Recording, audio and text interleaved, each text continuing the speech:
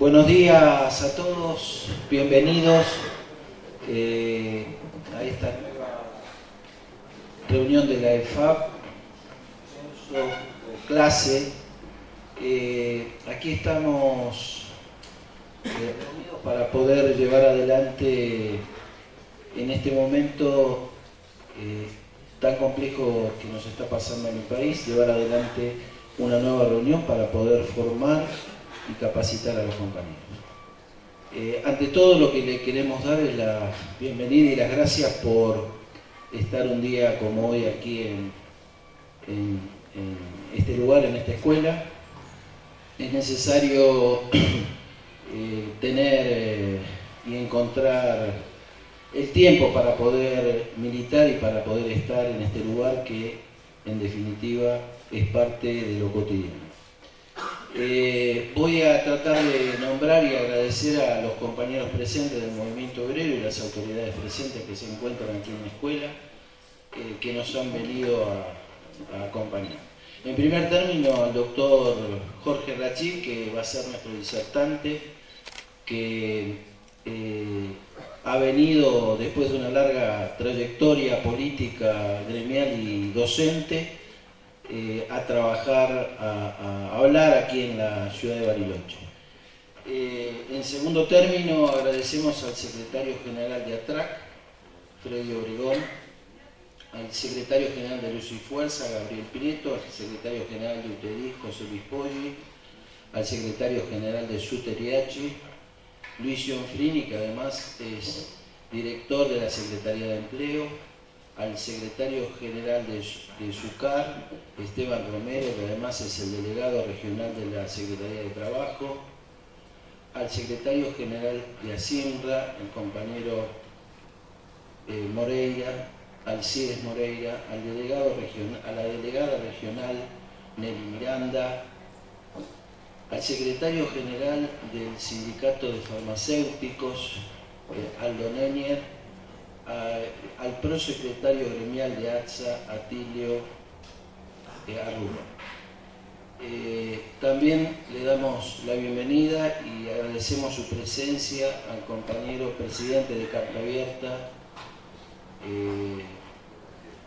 Jorge Martín Corena, a las autoridades del colegio 273, al director Hugo Muena, a Juan Pablo Muena, a María Fernanda de Pascual y a la profesora María Gés Delicio. Agradecemos a Fernando Echar por el sonido y a los compañeros. Y especialmente le damos la bienvenida y las gracias por estar al compañero presidente del Congreso, al presidente del Consejo Deliberante, que ha venido a la presentación de este libro, de esta disertación. Ramón tiene la posibilidad y la suerte de estar acompañándonos en todos estos encuentros y es parte de esta lucha que estamos llevando adelante. Le cedo la palabra a Guillermo Lietti, que va a dar la presentación de la escuela. Bueno, estamos muy contentos porque este es el tercer curso de este ciclo del segundo semestre de 2013.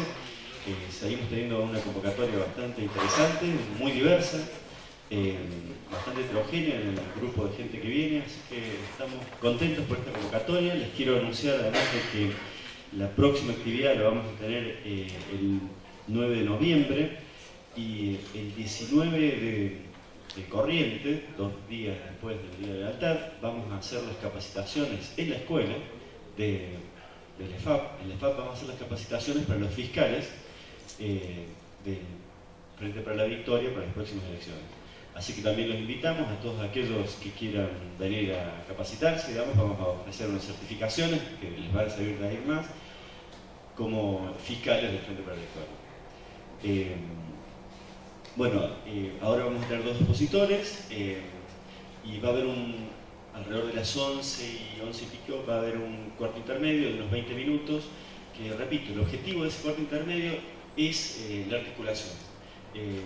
hemos diseñado estos espacios así. Hay un espacio bastante grande, son 20 minutos de tiempo precisamente para que todos nos comuniquemos, nos conozcamos y empecemos a crear las redes que son necesarias para que nos conozcamos y ayudemos a construir ciudadanía.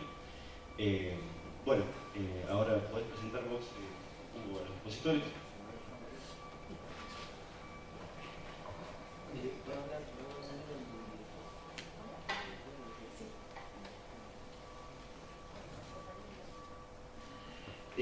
Bueno, en primer término y fuera de programa va a ser una exposición el director de la escuela, el compañero Muena, específicamente porque ha recibido un reconocimiento del gobierno provincial para que pueda ser aplicado económicamente, para que pueda ser aplicado a la actividad productiva. Le pido por favor que pueda ascender ahí.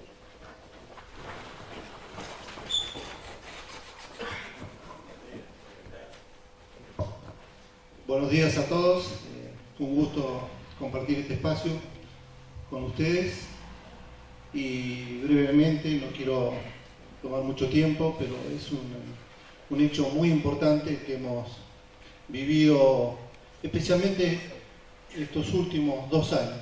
O sea, como todos saben, y se ha comentado aquí en los foros, las escuelas técnicas y sobre todo de oficios y preparatorias para el trabajo han quedado relegadas y hemos pasado momentos muy duros y oscuros a lo largo de nuestra vida. La escuela de oficios, esta escuela número 2 significa que hay una escuela en Viedma y la otra está aquí. Esto creo que es un indicativo de lo que nos ha venido ocurriendo a lo largo de los años. Hemos ido perdiendo técnicos y oficiales y todo lo que significa los oficios, sobre todo para esta escuela. Hemos sobrevivido 30 años y por primera vez hemos recibido un aporte del Ministerio de Educación de la Nación a través del gobierno de la provincia, el Ministerio de Educación de la provincia, y quiero agradecer muy especialmente al compañero, al amigo, al coordinador Pablo Zúcaro, que a través de su gestión nos ha concedido entrevistas con el señor gobernador y el señor ministro de Educación. Rápidamente hemos recibido 80.000 pesos estos días y hemos recibido también insumos para la parte práctica de nuestros alumnos. La escuela funciona con una faz áudica aquí y una faz práctica necesaria, indispensable para tener mecánicos, electricistas, gasistas. Esto es fundamental y por fin se ha entendido, y para ello necesitan realizar las prácticas primarias en nuestros talleres, que hemos conseguido también este año y hemos inaugurado en Albarracín, y un hecho importante es crear el aula para el aula práctica para el curso de mecánica. Allí van a poder ingresar automóviles, motores, y se va a producir los primeros desarmes y prácticas primarias de nuestros alumnos, porque después van a los talleres de la comunidad. Así que estos 80.000 pesos van a ir destinados a la construcción de estas aulas, y estas aulas las van a construir los alumnos y nuestros profesores, arquitectos, maestros mayores de obras, gasistas que tenemos en la escuela y que están dictando clases. Así que es un hecho muy auspiciante, muy bueno, y creo que hemos revertido muchos años de oscuridad para esta formación. Así que un agradecimiento, vuelvo a repetir, muy especial para el compañero, el amigo Pablo Zúcaro, para el señor ministro, para el gobernador y para todos los funcionarios como Anabela y compañía, que sé que nos han acompañado a lo largo de todos estos años, han participado en nuestros actos y han entendido que es una forma de propender a una mejor educación, también el de formar técnicos y sobre todo auxiliares en mecánica, electricidad y también en cocina, que como ustedes ven están las profesoras trabajando y los alumnos hoy sábado, domingo y también han preparado rifas, comidas, y eso nos va también a dar una mano para implementar lo que significa este nuevo taller. Muchas gracias a todos y a las autoridades.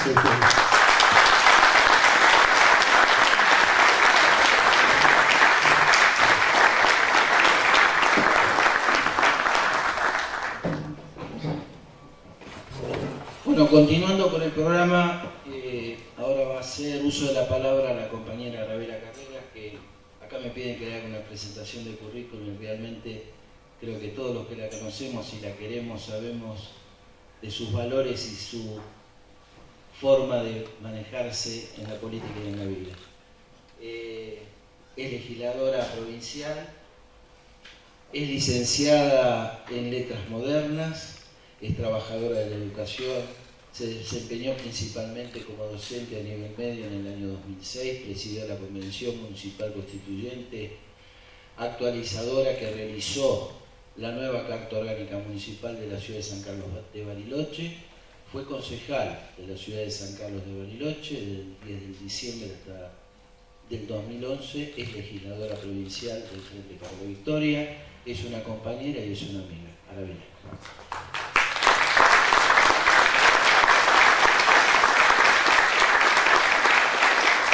Gracias, compañeros. Un honor para nosotros compartir esta mesa. Compañero Rashid, realmente que te hayas molestado en venir hasta acá nos enorgullece. Realmente creo que le da una relevancia inusitada a este proyecto que empezamos a soñar hace un tiempo. Guille, como siempre, el director de nuestra escuela, Hugo, secretario general de la Liga.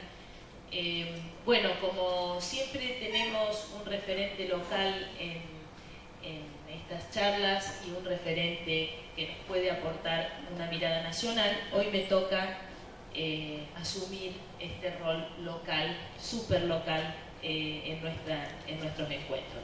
Primero quería retomar un poquito el hecho de que la pertinencia de que el compañero Muena hoy comentara este subsidio, porque, a ver, está todo vinculado. Nosotros nos reunimos en una escuela que se dedica a formar trabajadores, a darles una oportunidad a tantos vecinos de nuestra ciudad de que puedan encontrar una salida laboral y una forma de realizarse a través del trabajo. El gobierno provincial tiene un tremendo compromiso con la generación de fuentes de empleo, porque entendemos que la inclusión social debe darse a partir de un protagonismo de los trabajadores. Entendemos que los trabajadores somos los que podemos modificar la distribución del ingreso, los que podemos modificar la realidad social en la que estamos insertos. Entonces, en ese marco, lograr que la Escuela de Oficios, que por tantos años fue sostenida con puro esfuerzo, olvidada de las inversiones provinciales, olvidada de la centralidad del Ministerio de Educación, porque hemos tenido un Ministerio de Educación que no ponía prioridad en la provincia de Río Negro en la formación de los trabajadores, a pesar de que desde hace 10 años esa política es central a nivel nacional. Realmente, con este esfuerzo, con el esfuerzo de los compañeros que trabajan en educación, y también tenemos aquí representantes del Ministerio de Trabajo de la provincia,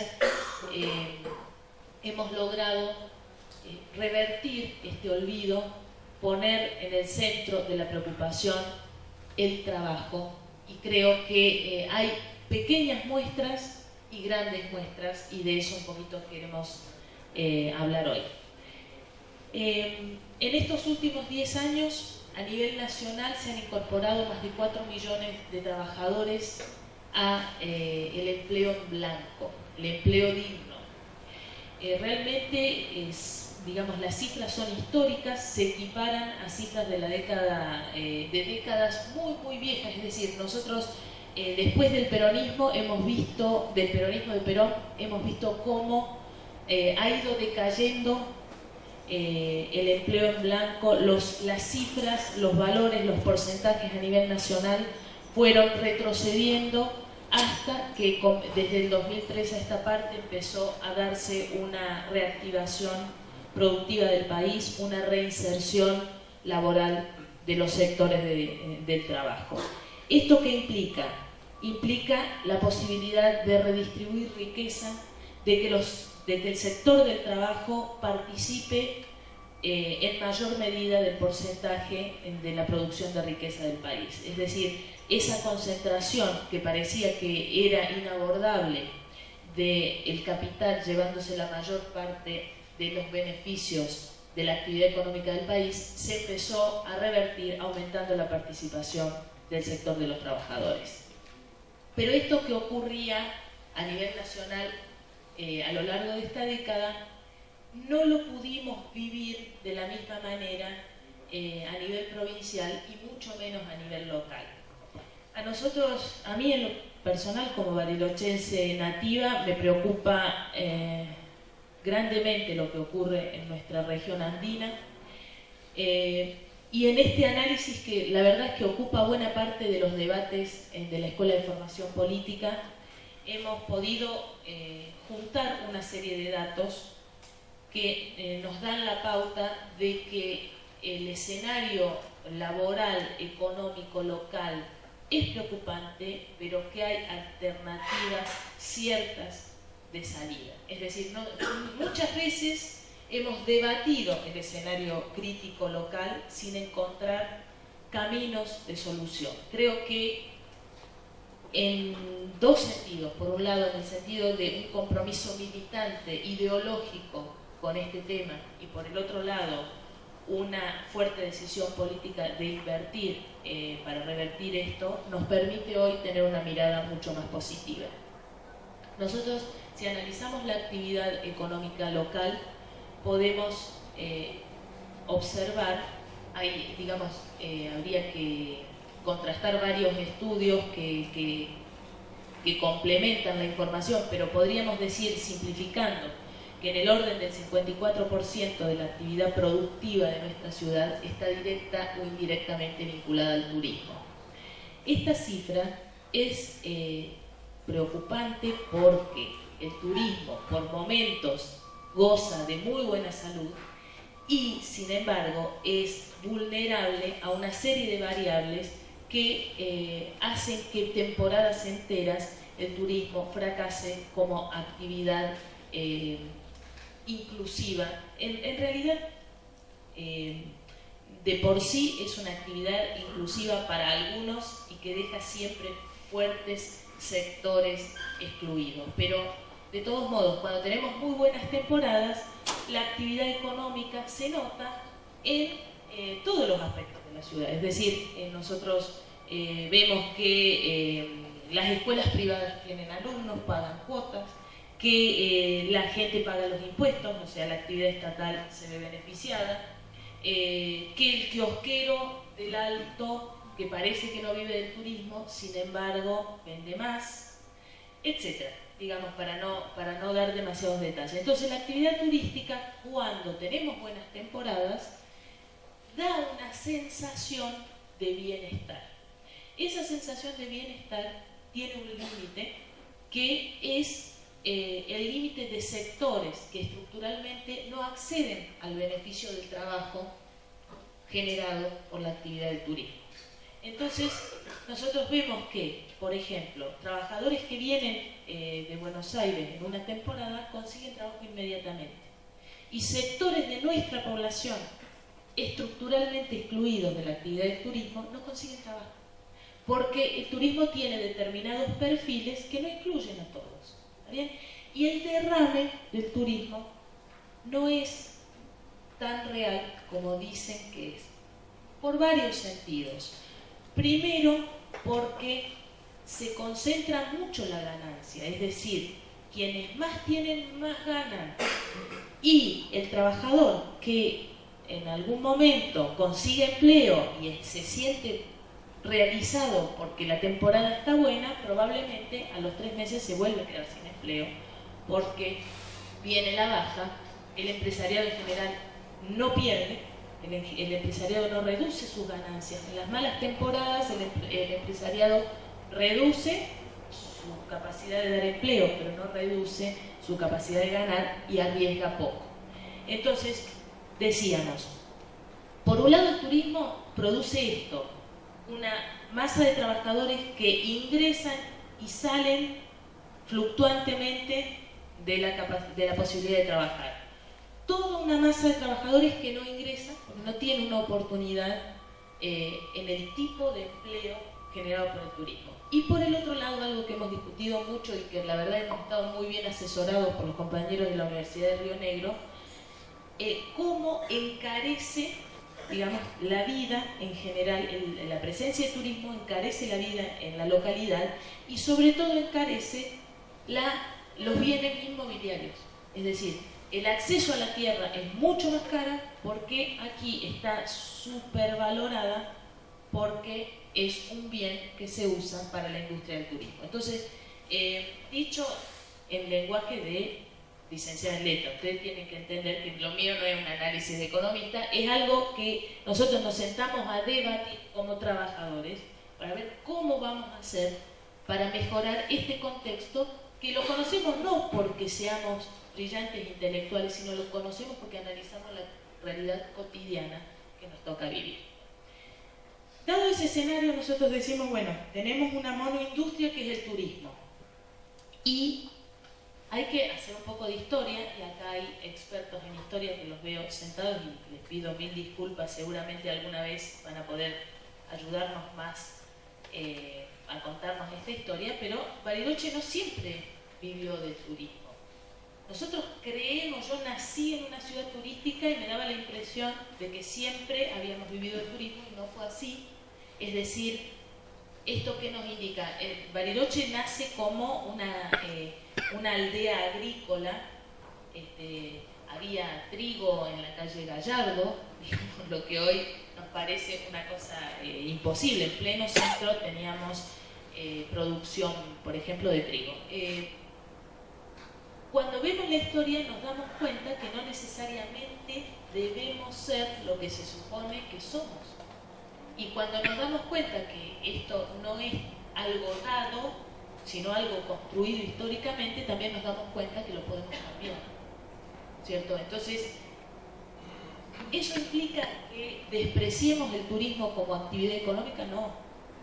Vivimos de eso, lo valoramos, queremos que haya buenas temporadas. Pero sí tenemos que generar otras alternativas para que todo ese gran, enorme sector de los trabajadores que no encuentran un empleo estable, un empleo digno, un trabajo con el cual sostener a sus familias, pueda hacerlo.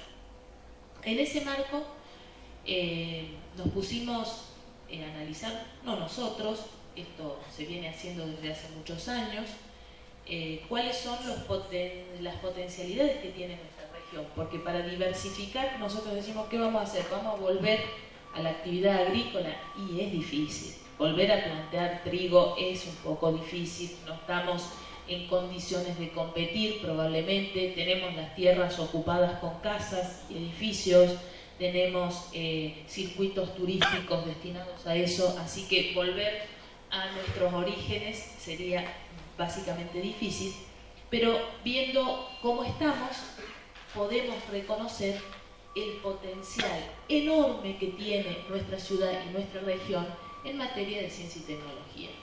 A lo largo de los años se han ido concentrando en nuestra región tanto universidades, tenemos 4 universidades nacionales, lo cual en proporción con la población que tenemos realmente es un número muy alto. Tenemos, por supuesto, centros de investigación como es el Balseiro, como es la Fundación Bariloche, etcétera. No quiero enumerar para no olvidar a ninguno de ellos, pero realmente de altísima relevancia. Pasaron 10, dice. También tenemos una alta concentración de empresas cuya base es tecnológica, empresas de base tecnológica, es decir, que usan la ciencia aplicada y los desarrollos tecnológicos como el principal motor de su actividad.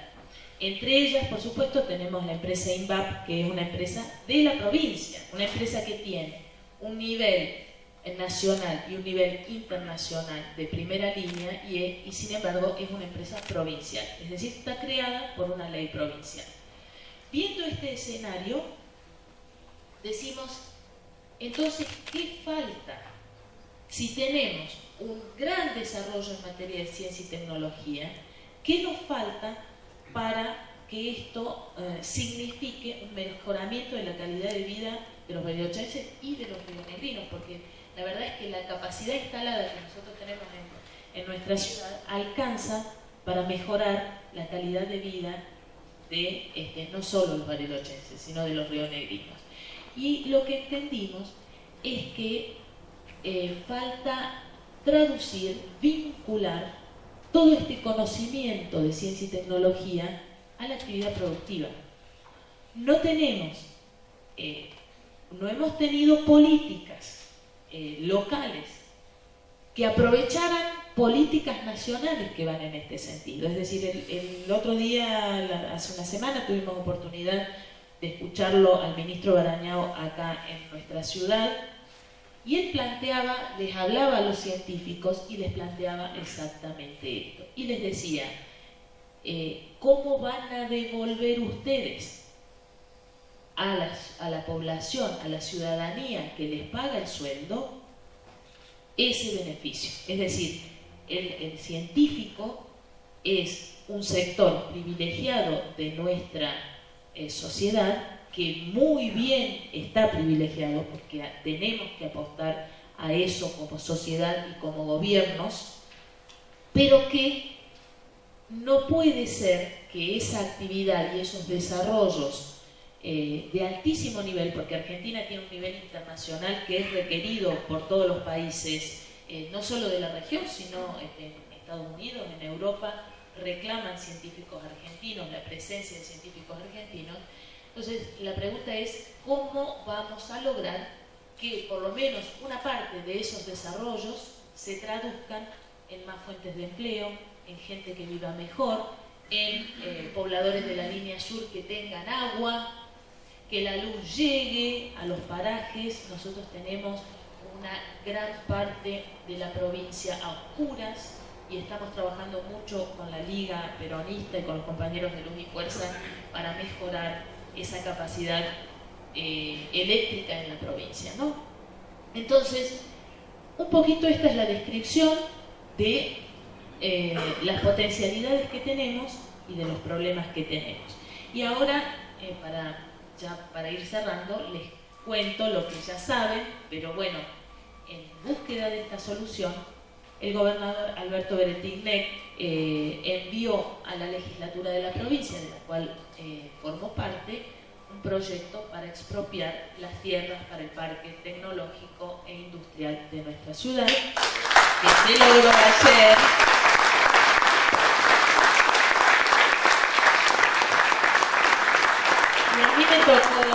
A mí me tocó ser miembro informante en la legislatura. Tuve el orgullo de ser miembro informante de ese proyecto central en las políticas del gobierno provincial y central para nuestra ciudad. Y en esta tarea de ir armando, bueno, pensando qué iba a decir, que la verdad que no está Daniel Cuatrini acá, el subsecretario de Ciencia y Tecnología, pero se puso el proyecto al hombro, lo luchó, porque realmente el primer proyecto que enviamos no fue aprobado. La oposición puso tantas objeciones que tuvimos que reformular, lo cual es bueno. Es decir, yo pienso sinceramente que el proyecto que ayer aprobamos es mucho mejor que el primero que habíamos mandado a la legislatura, así que bien por la oposición que nos ayudó a mejorar y a lograr consensos. El proyecto de ayer se aprobó por unanimidad. Y mientras pensaba y buscaba antecedentes, veía que había antecedentes desde hace 27 años que San Carlos de Bariloche le pedía al gobierno provincial una intervención y una ayuda. 27 años, toda prácticamente la historia de la democracia reciente, Bariloche planificando lo que este gobierno de la provincia del Frente para la Victoria pudo lograr en 2 años. Realmente es emocionante porque nos abre una puerta al desarrollo de tantos compañeros trabajadores que van a tener allí una oportunidad. La verdad es que me emociono como me emocioné cuando logramos tener la Universidad de Río Negro en San Carlos de Bariloche y decíamos, la Universidad de Río Negro le va a cambiar la matriz socioeconómica a la ciudad y lo está haciendo. Todos los que nos tuvimos que ir para estudiar afuera porque no teníamos una oportunidad acá, sabemos que el irse a estudiar a otra universidad no está al alcance de todos, que los sectores trabajadores, los sectores más vulnerables que podrían salir adelante y tener una oportunidad estudiando, no la tenían en nuestra región hasta que tuvimos la Universidad de Río Negro. Bueno, junto con la Universidad de Río Negro vamos a tener nuestro parque productivo, nuestro parque industrial, para que los chicos que salen de las escuelas técnicas tengan dónde ir a trabajar. El parque industrial y el parque tecnológico industrial, todavía no sabemos qué nombre va a tener en definitiva, va a generar mano de obra de todos los niveles de especialización. No estamos hablando que va a ser un parque para los científicos, va a ser un parque para todos.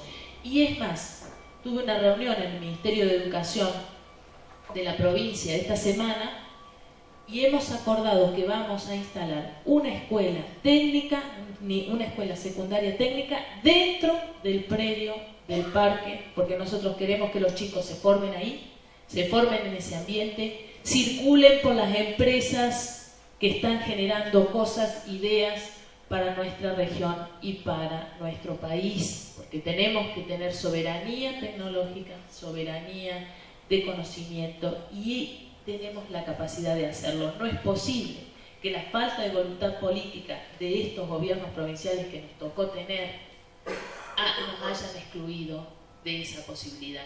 Acá el protagonismo vuelve a los habitantes de San Carlos de Bariloche, porque el gobernador ha dicho que va a expropiar las 319 hectáreas, no un parquecito, además, perdón, va a ser un gran parque de 319 hectáreas y se lo va a dar a San Carlos de Bariloche para que sea nuestra ciudad la que planifique su parque. La tierra es expropiada y pagada por la provincia, el parque es planificado, diseñado, construido por los barilochenses. Así que hoy que vamos a hablar del trabajo, hoy que vamos a hablar de los problemas que tenemos, también podemos decir que hemos encaminado algunas soluciones, un principio de solución para revertir todo eso que nos pasa como trabajadores y esa vulnerabilidad a la que estamos sometidos. Bueno, muchas gracias.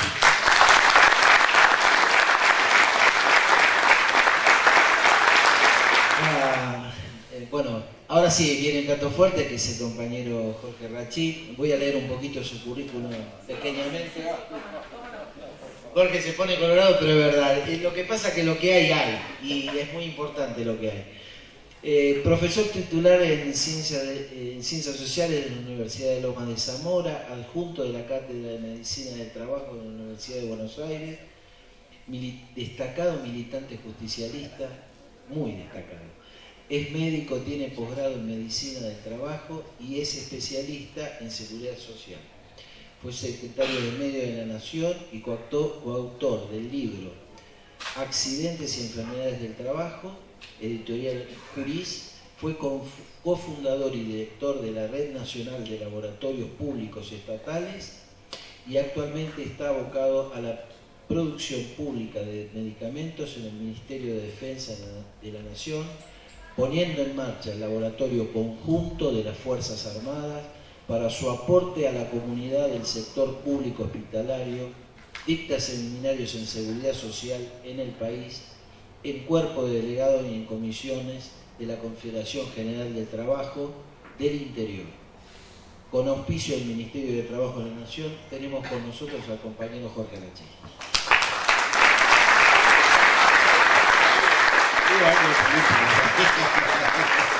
Bueno, yo nunca creo, cuando leen el currículum no se da cuenta que es un dinosaurio, pero bueno, yo voy a bajar un poquito porque me gusta dar...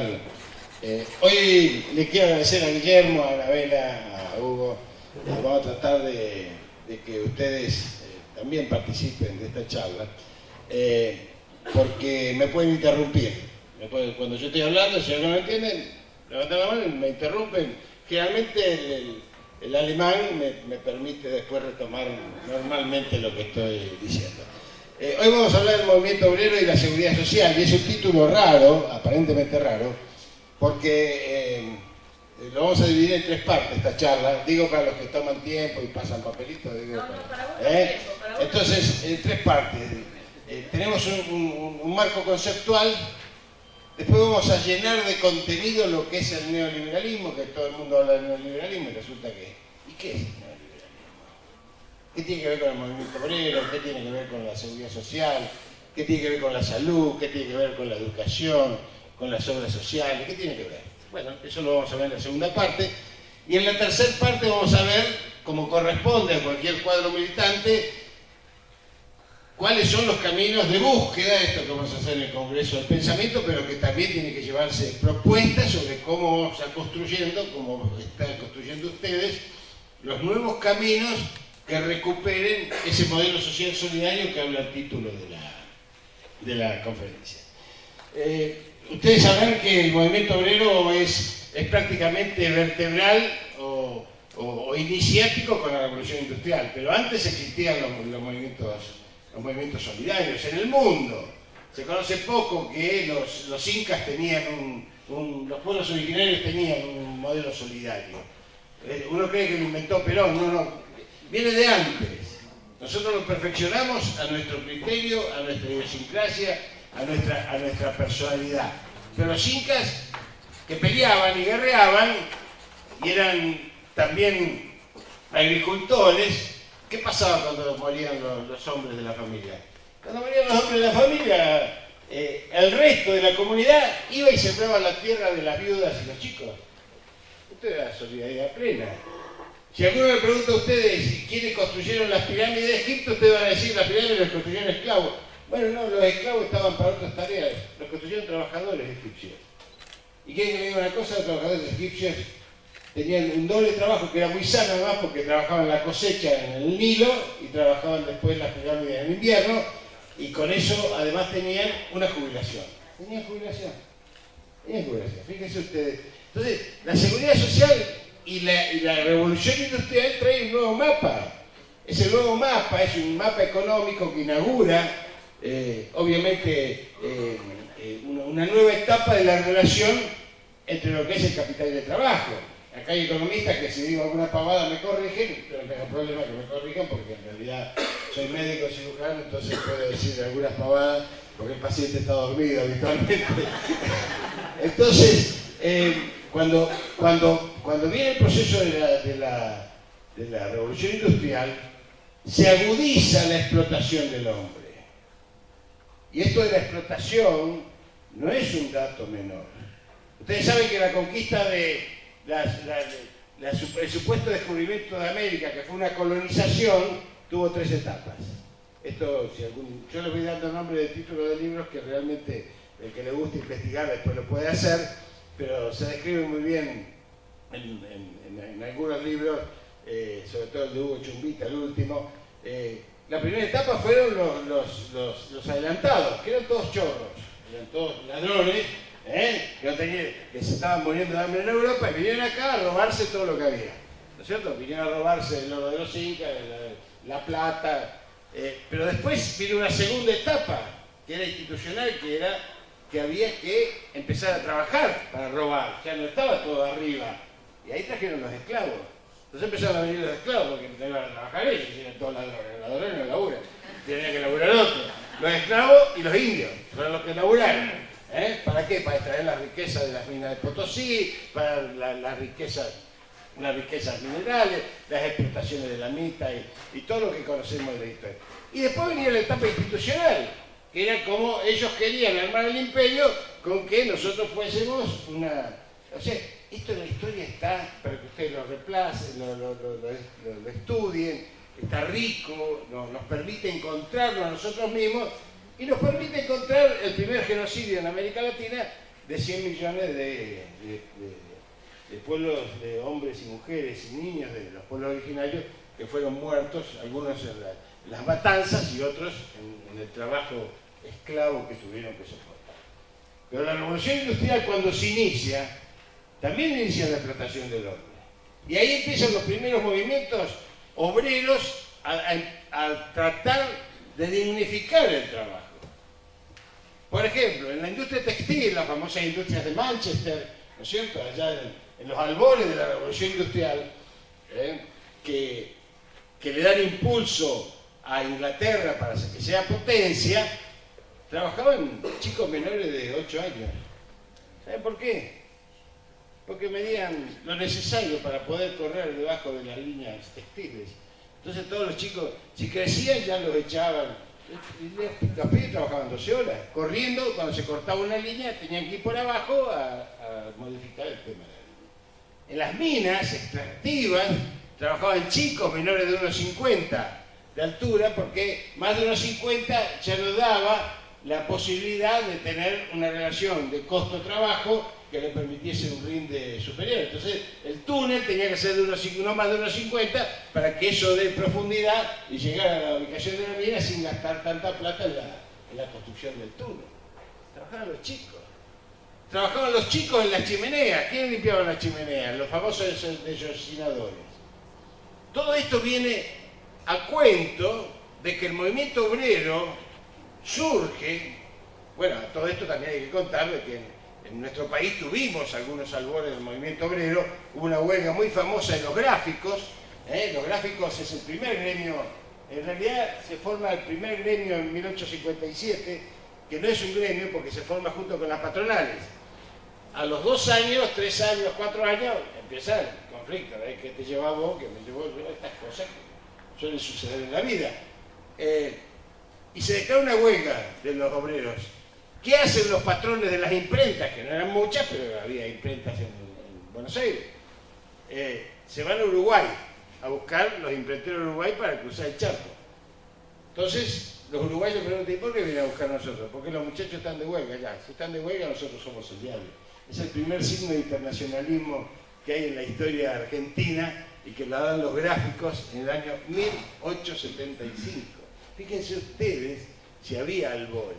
En Inglaterra, ¿qué había pasado? Había pasado de ser un país que exportaba el algodón y le compraba a los belgas y a los holandeses los hilados, y un día apareció un tipo maravilloso para ellos, no para nosotros, que dijo, hay una cosa, vamos, los invadimos, nos traemos todos los textiles para este lado, y aparecieron los famosos telares de Manchester, que hasta hoy siguen siendo supuestamente. Por eso los ingleses y los franceses, que fueron los dominadores del imperio del siglo XIX, lo fueron porque eran quienes explotaban las materias primas en países como nosotros. De ahí viene, por ejemplo, la guerra del Paraguay, de ahí viene, por ejemplo, incluso la guerra civil que se desarrolla en Estados Unidos entre el norte y el sur. Todo el mundo dice, qué guerra, qué bueno los norteamericanos, hicieron una guerra para defender a los negros. Lincoln tenía 100 esclavos. 100 esclavos tenía Lincoln. ¿Dónde los negros? El sur quería seguir produciendo algodón y el norte quería industrializarse. Esa fue la guerra, digamos, civil norteamericana, que la venden como una guerra ética en función de la moral y las buenas costumbres que sabemos que no practican generalmente en el resto del mundo. Entonces, esto va transformando una mentalidad que empieza a defender los derechos de los trabajadores. Y quizás el hecho más trágico, más vertebral a todo esto que se va produciendo en el mundo, tiene su culminación en la famosa huelga de Chicago con las 8 horas, que es la que determina, en 1889, la instalación del 1 de mayo como el Día del Trabajador, porque se los ahorca a los líderes de esa huelga. Pedían las 8 horas. Pedían las 8 horas. Yo quiero, si a alguno le gusta investigar esto, yo le pido, en ese momento escribí en el diario La Nación del compañero nacional y popular Mitre, que todos conocemos, ya existía ese, ya lo había creado. Mitre no era ningún bobo, obviamente. No ganó una sola batalla, pero la cultural la hizo toda, la ganó toda. no sería buen general de los campos de batalla, perdió todas las batallas, ¿eh? Siempre se recuerda la famosa frase de Mitre, en una semana en Asunción y en una semana en Buenos Aires, 4 años de guerra, 1 millón de muertos, bueno, pero eso es otra cuestión, una pequeña digresión. Pero en el diario de Mitre escribía Martí, el cubano, el patriota cubano que estaba exiliado en Nueva York. Escribía en el diario de Mitre, o sea que ustedes los más jóvenes sobre todo, porque yo soy un discapacitado informático, googlean Martí, Diario de la Nación, y pueden encontrar los artículos. Martí, que era un marxista convencido, ve el movimiento y no lo entiende al principio. Dice, estos anarquistas, siempre haciendo lío, siempre... No sé si me hace acordar a algún socialista de por acá, que todavía no entendió los nuevos tiempos, pero siempre haciendo lío, estos tipos siempre en la misma dimensión.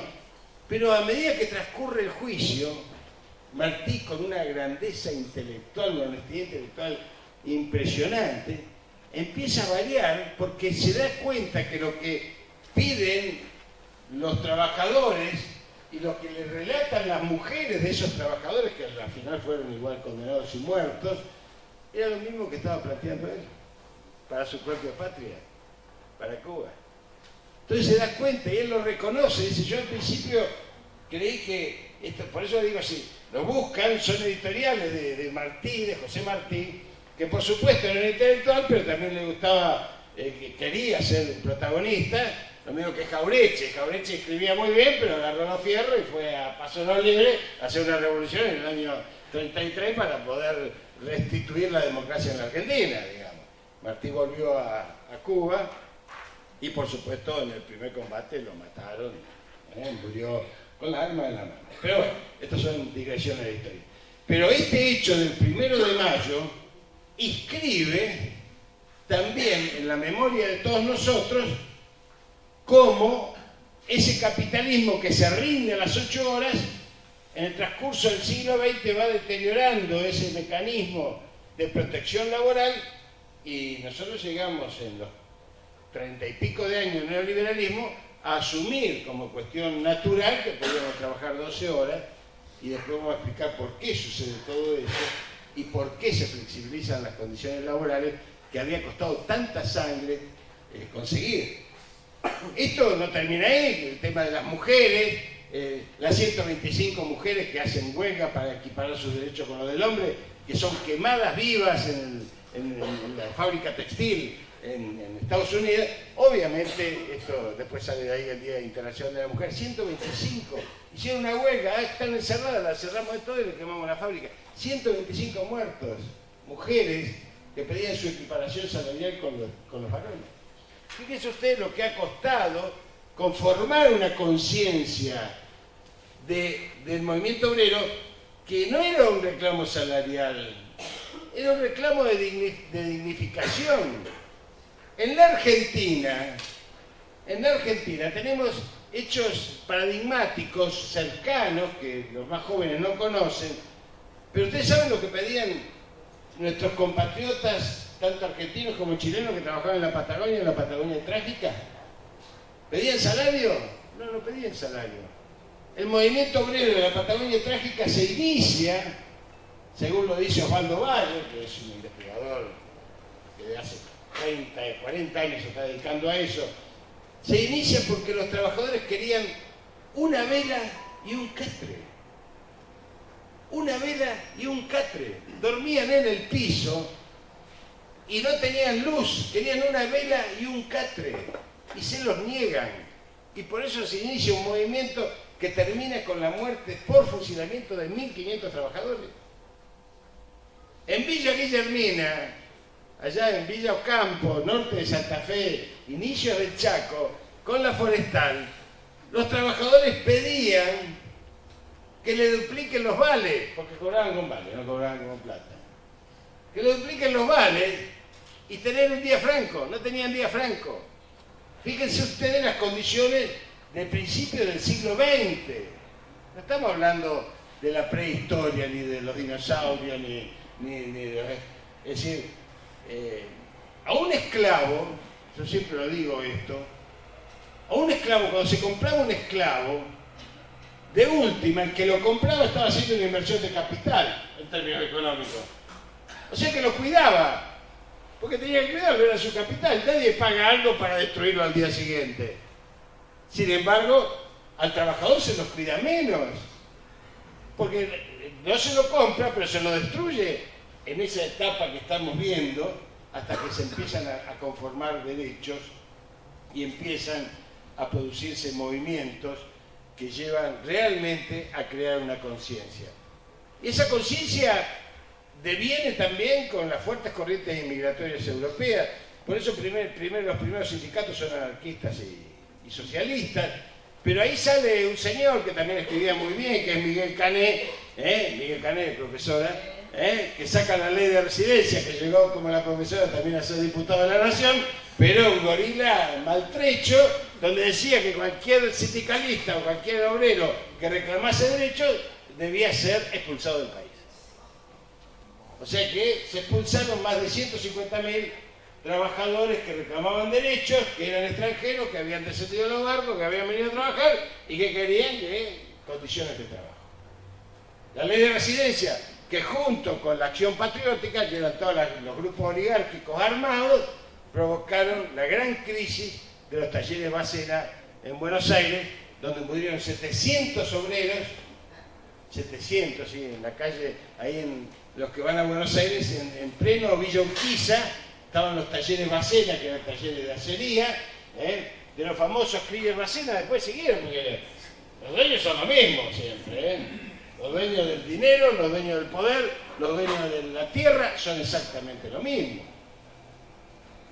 Esto, 700 muertos y 4.000 heridos en la represión más feroz que hubo en la Argentina por parte de las fuerzas armadas y policiales. Es decir, de un hecho, la semana trágica, de donde de alguna manera surge el primer movimiento popular en la Argentina, ¿no es cierto?, que se va a transformar después en el irigoyenismo, y que esto empieza a darle una pátina diferente de amparo político, de identitario a estos reclamos que se van produciendo en el movimiento. Este pequeño marco conceptual que podríamos hablar ahora, porque realmente es muy rico, al que le guste, yo incluso dejé un trabajo donde hay mucha bibliografía, desgraciadamente siempre estuvo vista o analizado desde el punto de vista de los que bajaron de los barcos. Yo siempre digo, acá hay dos historias. Como estoy en el Instituto de Orrego y soy presidente de la Liga Artiguista, entonces siempre digo, hay dos historias. Está la historia del tipo que dijo tierra, y nosotros intentamos escribir la historia del tipo que dijo barco, porque había tipos que dijeron barco.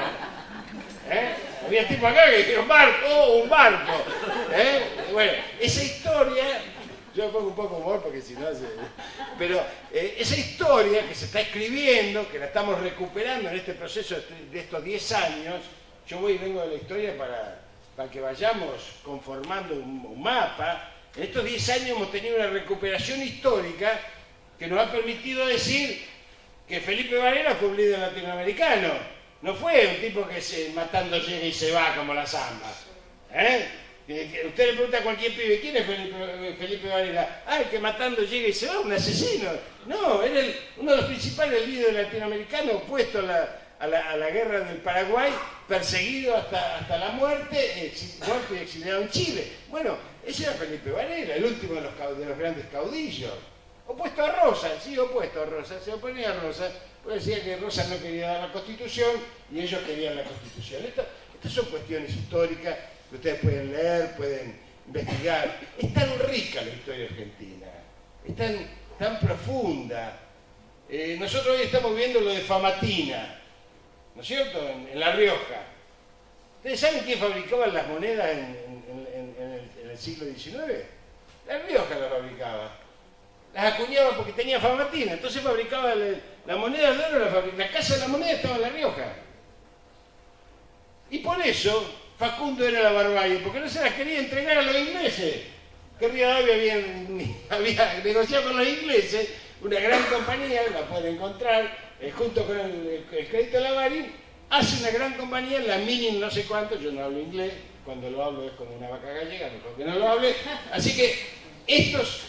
Y uno dice, porque a mí siempre me llamaba la atención, una pequeña digresión, ¿por qué religión o muerte?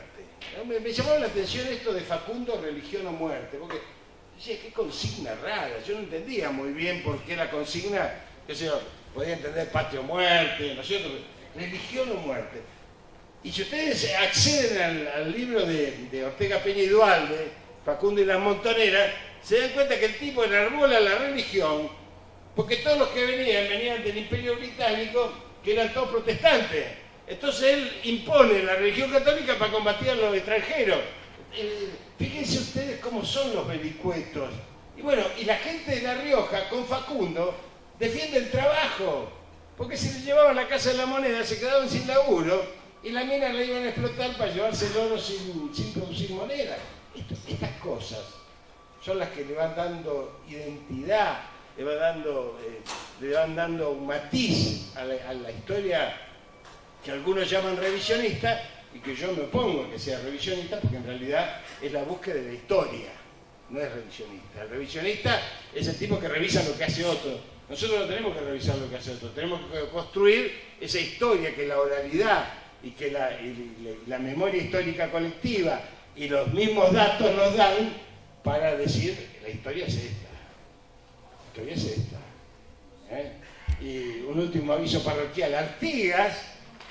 Artigas, nominado por Rivadavia y por Carlos María de Alvear y Zarratea, traidor a la patria, y se le pone en precio a su cabeza, vivo o muerto, manda a la Constitución de la Constituyente de 1813, que ahora se cumplen 200 años, a sus delegados de la Liga de los Pueblos Libres. ¿Quiénes eran los delegados?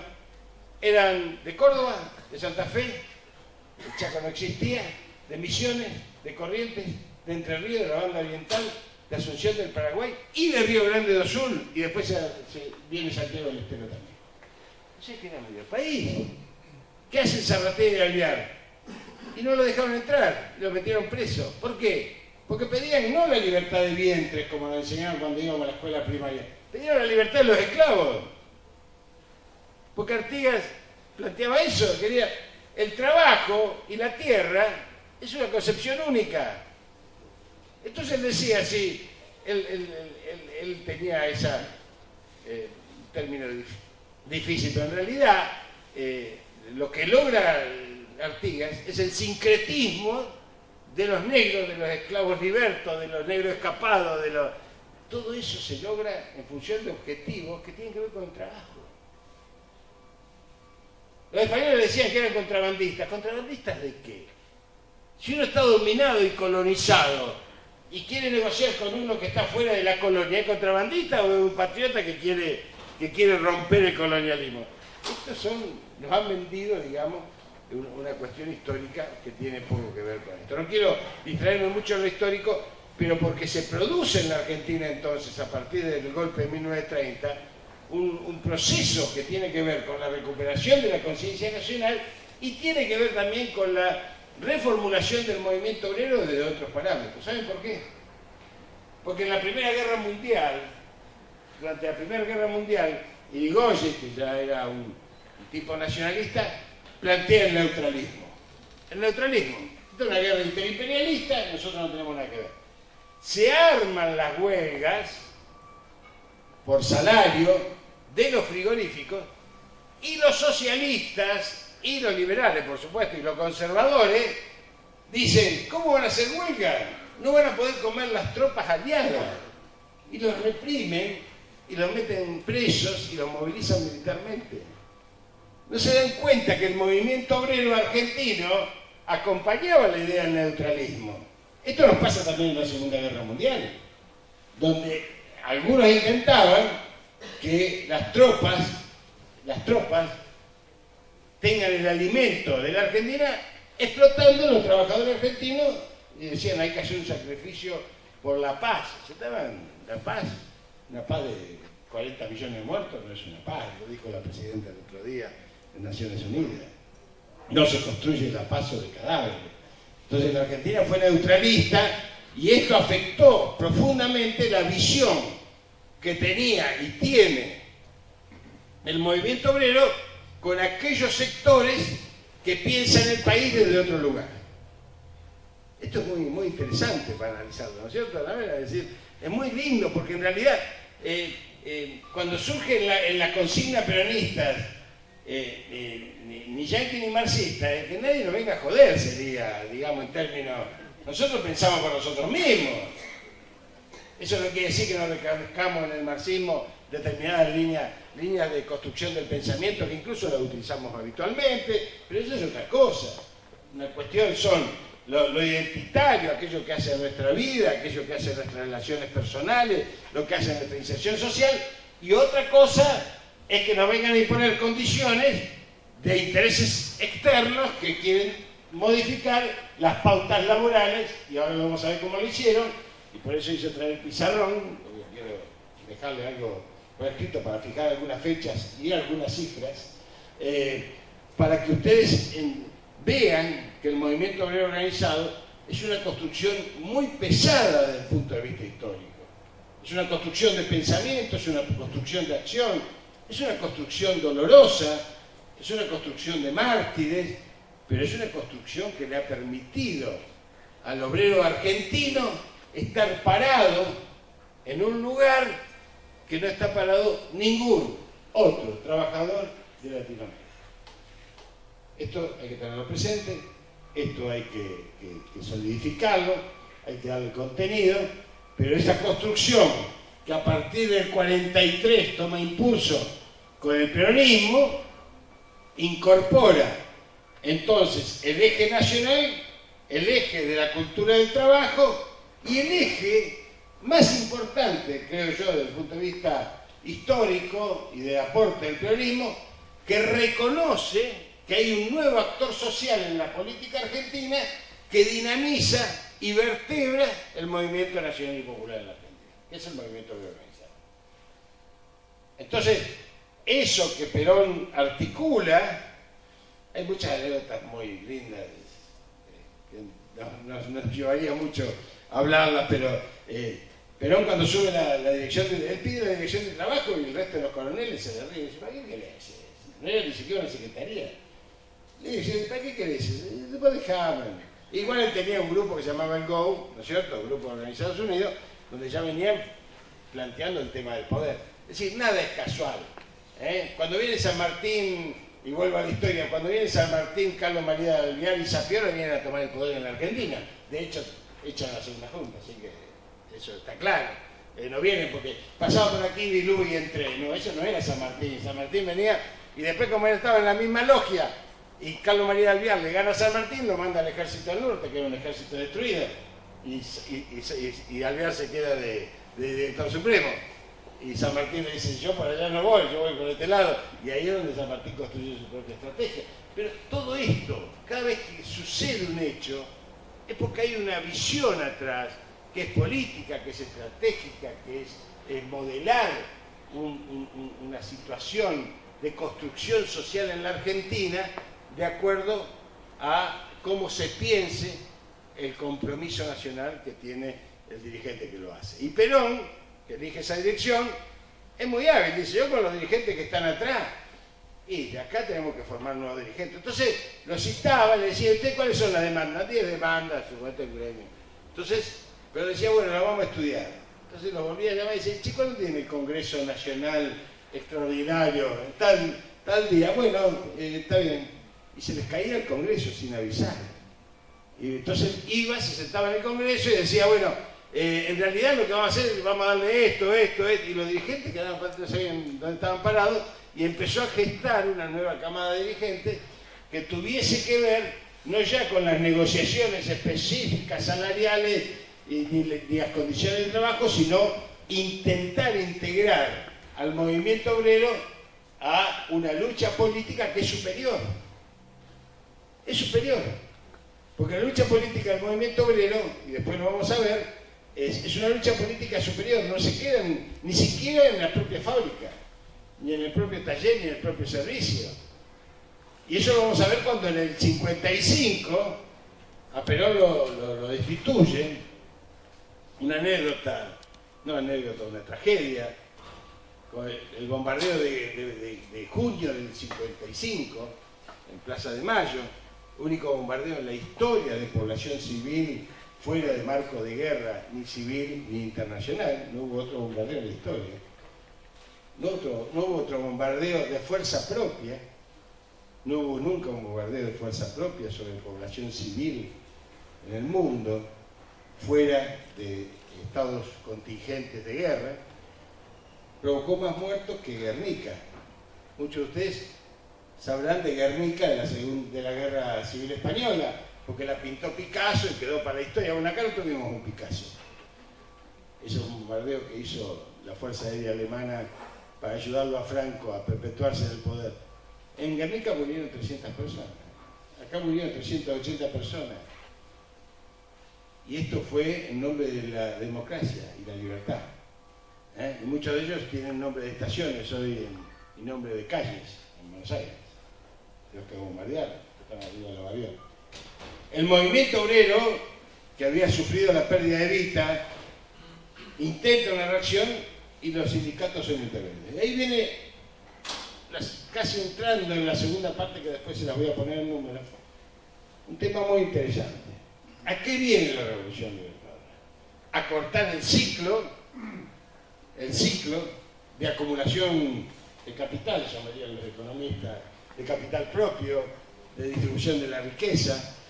Los trabajadores participaban en la distribución de la riqueza, el Producto Bruto Interno prácticamente al 40 y pico % en esa época. Después se alcanzó en el 76, se participaba más todavía, llegó al 49% de participación, justo antes del golpe del 76. O sea que el golpe no fue porque había algunos loquitos que peleábamos, no, el golpe fue porque había un modelo económico que querían destruir. Pero además de un modelo económico, que había un modelo social, por eso intervienen todos los sindicatos. Interviene la CGT, interviene lo primero que hace el régimen militar, encarcelar e intervenir todos los sindicatos. Pero la resistencia peronista era tan fuerte, tan importante, que 2 años después, entonces, ¿qué hacen?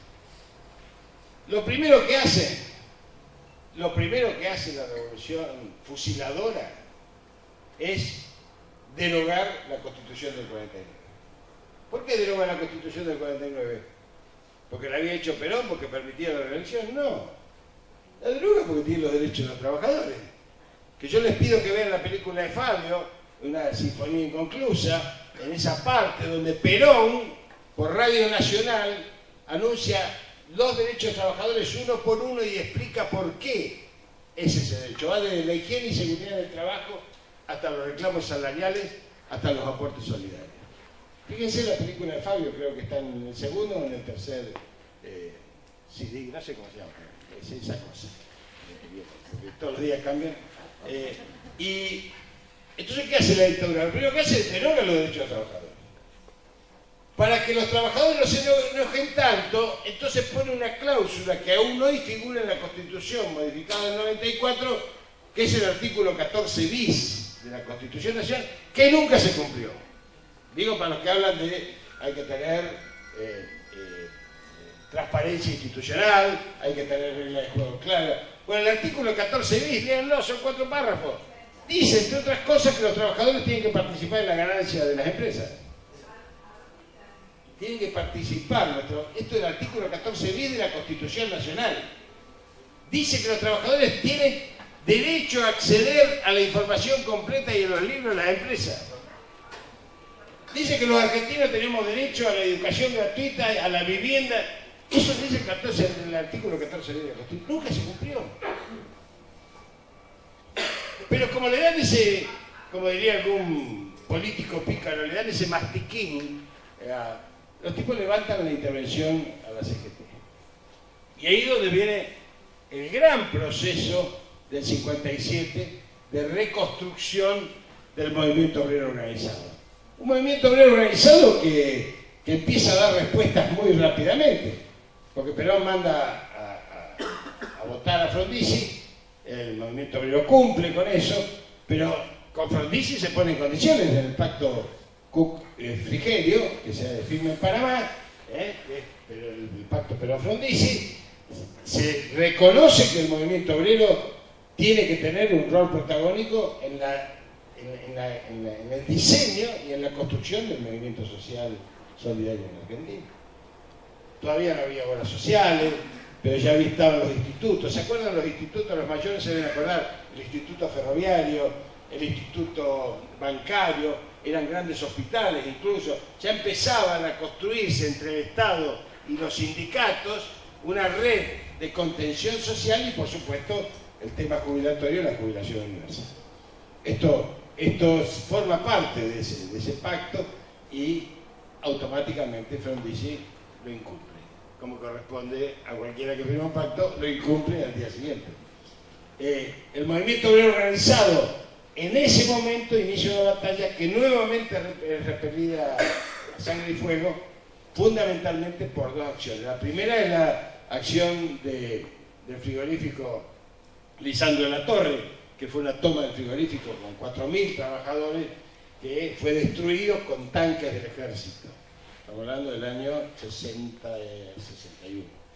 Y después el plan Conintes, que se llamaba Conmoción Interna, que permitía y permitió movilizar a los compañeros trabajadores, fundamentalmente bancarios y ferroviarios, o sea que venían las tropas, se llevaban los trabajadores, los llevaban a dormir a los cuarteles, al día siguiente los devolvían al trabajo, se volvían a llevar a los cuarteles, los devolvían al trabajo, y así durante meses fueron movilizados los trabajadores argentinos. Yo les cuento esto, sobre todo los más jóvenes, para que entiendan la importancia que tiene el movimiento obrero organizado en la lucha política argentina y la importancia que tuvo en que el peronismo retomase el poder en el año 73.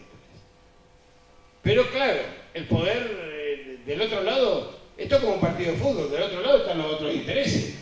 Hay intereses fuertes, poderosos.